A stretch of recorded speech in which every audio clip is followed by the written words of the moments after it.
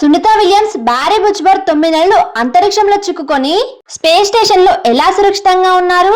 వాళ్ళకు ఆశ్రయం ఇచ్చిన స్పేస్ స్టేషన్ గురించి ప్రస్తుతం ఒక చర్చనీయాంశంగా మారింది. స్పేస్ స్టేషన్ ను ఎవరు నిర్మించారు, ఎందుకు నిర్మించారు, అది ఎక్కడుంది, దాని పనితీరేంటి, ఇలాంటి ప్రశ్నలన్నిటికీ నా వీడియో సమాధానం తప్పకుండా చూడండి. అంతరిక్షంలో ప్రయోగాలు సులువుగా చేసేందుకు 5 అంతరిక్ష సంస్థలు దీనిని రూపొందించాయి. మొదటిది NASA USA, 2 Roscosmos Russia, 3 ESA Europe, 4 JAXA Japan, 5 CSA Canada.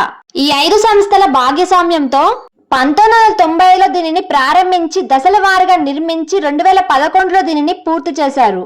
ఇది భూమికి 400 కిలోమీటర్ ఎత్తులో ఉండి దిగువ కక్షలో పరిభ్రమిస్తుంది.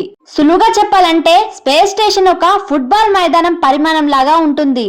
మానవులకు స్పేస్ స్టేషన్ ఒక అతిథి గృహం లాంటిది.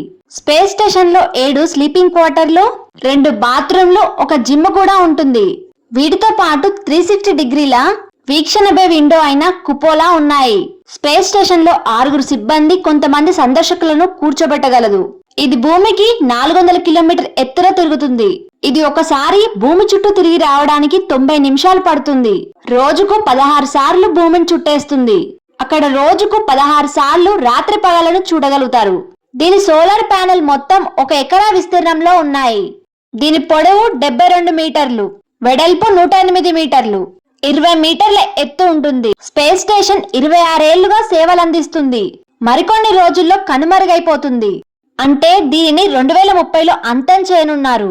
దీని స్థానంలో international space station roll out solar అరేను సరికొత్త టెక్నాలజీతో ఏర్పాటు చేయనున్నారు.